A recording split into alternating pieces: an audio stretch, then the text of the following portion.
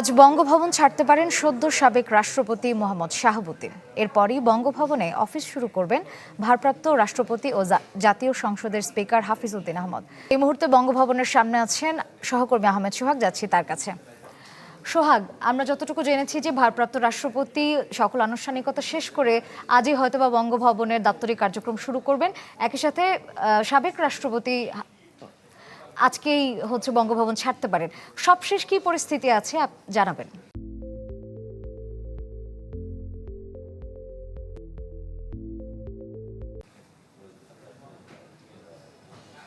আমরা গত কয়েকদিন ধরে যেমনটা শুনছিলাম, বিশেষ করে গত 2 দিন শুক্রবারে তিনি পদত্যাগ করার পরে আজ রোববার তার এই মূল বাসভবন যেটা রয়েছে বঙ্গভবন তিনি আজ ত্যাগ করবেন।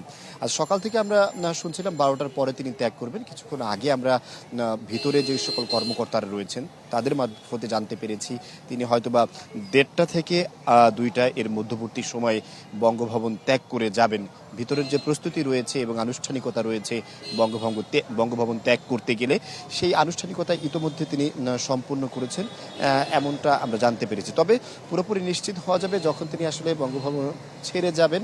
আর ছেড়ে যাওয়ার পরে তিনি, আমরা যতটুকু জানতে পেরেছি, তার গুলশানস্থ যেই নিজ বাসভবন রয়েছে গুলশান 1-এর 123 নম্বর রোডের 41 নম্বর বাসায়, সেই বাসায় তিনি উঠবেন। গত 2 দিন ধরে সেই বাসায় পরিচ্ছন্নতার কাজ চলছে, অর্থাৎ রাষ্ট্রপতি যে সেখানে উঠবেন তার যে প্রস্তুতি, সেই প্রস্তুতিও মোটামুটি পুরোপুরি সেরে ফেলা হয়েছে। ইতিমধ্যে ওই বাসাও প্রস্তুত আছেন এবং রাষ্ট্রপতি যখনই বঙ্গভবন ত্যাগ করবেন তিনি এখান থেকে গিয়ে গুলশানের বাসায় উঠবেন। এর পরবর্তীতে হয়তো তিনি চিকিৎসার জন্য বিদেশে যাবেন, এমনটা আমরা শুনতে পেরেছি। সব মিলিয়ে আজ দুপুর 1টা হয়ে গিয়েছে। 1:30 থেকে 2টা বা 2:30টার মধ্যে তিনি বঙ্গভবন ত্যাগ করবেন বলে আমরা জানতে পেরেছি।